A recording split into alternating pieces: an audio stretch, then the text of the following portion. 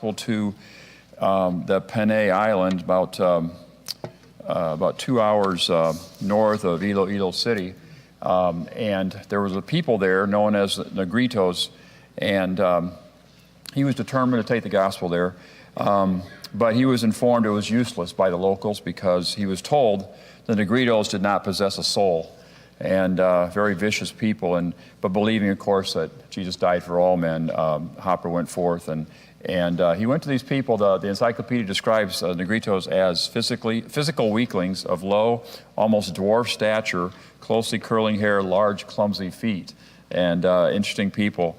But as he made his initial contact with Negritos, he climbed from the valley up into the mountains there on Panay Island, and before he reached the tribe, he was confronted on the trail by a menacing chief standing straight and tall on his pathway, and he said he was all of 5 foot tall. He said even in his tattered shorts and shirt, he said there was a regal air about the chief, and there was no doubt that why he had been chosen chief, because he knew no fear. This was Chief Severo, and this man confronted him. Eventually, I come through a long story, Bill Hopper was able to break down their prejudices. He was able to start to gain the confidence of the people in that village. He was able to gather a group of people together and began sharing with them the gospel, and telling them about how that Christ had died for them, and sharing the love of God with them. He began to preach the gospel, and over the next several days he did just that to groups of people. And interestingly enough, Chief Severo was the very first to respond to the invitation. In one of the meetings, he cautiously raised his hand, indicating that he wished to experience peace with God, and he came and was saved that day. Just an amazing story. Severo became a student in what would be the Bible school, and he began to share his testimony to his people and how God had changed his life. The Lord had burdened his heart to preach eventually, and before long he was traveling through the two islands that were nearby, Panay and Guimaras, I think, to the scattered tribes, the Negrito tribes that were scattered through those two islands. Missionary Hopper, he stayed, of course. He and his wife stayed there, and they realized that, of course, evangelism is not the end of everything. They wanted to disciple these people and to establish local churches. And in 1954, the Nagpana Fundamental Baptist Church was formed, and Chief Severo was called to become the pastor of this little congregation that met in a lean-to structure of leaves and bamboo.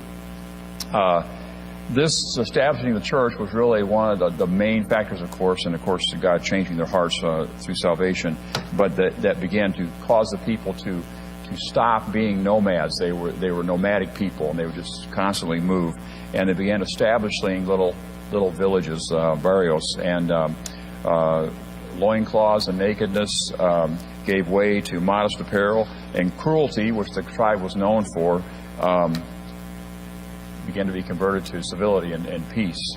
And so over the years, this church grew, and many other churches were started. Bill and Naomi Hopper, they retired eventually. They would travel back almost yearly to spend time with the Negritos, and they came as much as they could to encourage them and fellowship with these their spiritual children. In January of 2004, by now Bill and Naomi are elderly, and they plan to visit the Philippines that year, and the church, the Nagpana Baptist Church, was celebrating its golden anniversary on January 29th and 30th. They would be 50 years old, and when they were contacting the people and trying to work that out, they found out that Chief Severo had died and gone to heaven, and that actually on January 15th, and that they would be holding his funeral at the same time they had the 50-year anniversary. And so once again, one of the last times he would, Bill and Naomi made their way along the trail. They arrived in Nagpana, and now this was a burial. This was a village now of 700 to 800 people that had formed there. They participated in the funeral, and you just there's a story about the funeral, just kind of just encouraging about the people that stepped forward to talk about Chief Severo and how that this little man was a spiritual giant to his people, and how he had spread the gospel through all those areas of those people that were spread there throughout those two islands. Of course, the mayor of the town had been saved. And now they had civilization. There was a mayor, and he had been saved, and he talked about his salvation and all that had gone on. And then the pastor of the church, who was the Grito man, spoke to his people about heaven and the various meanings of departure from the Greek New Testament, and just a wonderful service. Pastor Hopper had witnessed the grace of God in the lives of all these people, and he wondered out loud, and his biographer says, how many stars does Severo have in his crown? And just a thought there about how that one meeting had led to his salvation. And Naomi Baptist Church is celebrating its 64th anniversary today, and still a vibrant church. I was doing some research just about that, and I came across maybe just a photojournalist, an unsaved man, that was photographing these people and had gone deep into those islands to photograph these Filipino people back in the jungles. And it's interesting what he said. I want to read you. This was just a couple of years ago. He said when he the first Atay, now the Atay is the name that the people have given themselves, Atay, instead of Negrito, they call themselves Atay.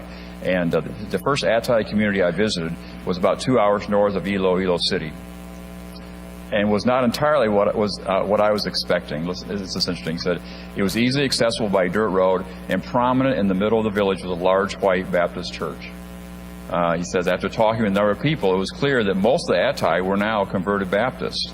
In fact, I later found out that the majority of the Atay in both islands were Baptists and baptized into this Christian religion through various means. At some point, the Spanish had ruled these people hundreds of years ago, had been in those islands, and the Atays had become Catholic. And then when the Americans came in the 1950s and 60s, they were converted to, and he says, Protestantism. I returned a couple of days later for their Sunday service and was again surprised to see the preacher himself. The preacher was Atay himself. And he says he had another picture of the pastor preaching, and he said the Atay preacher during Sunday morning worship, he said the Atay community adopted Christianity in the 1950s when an American missionary came to the area. Today, both of these islands are 70% Baptist. This is an interesting testimonial. He said, and there was a couple pictures of ladies coming in and out of the church and that, and this building that they had built, one of the most modern building, maybe the most modern building in the entire little village. But I thought that was interesting. Little side note from a man that found these people and was photographing them through whatever he was trying to do, and yet he found these people primarily Baptist from that initial contact, and how the Lord had blessed and that missionary Bill Hopper. And I thank the Lord for this morning for people we will never meet, but that are worshiping this morning just like we are, celebrating their 64th anniversary.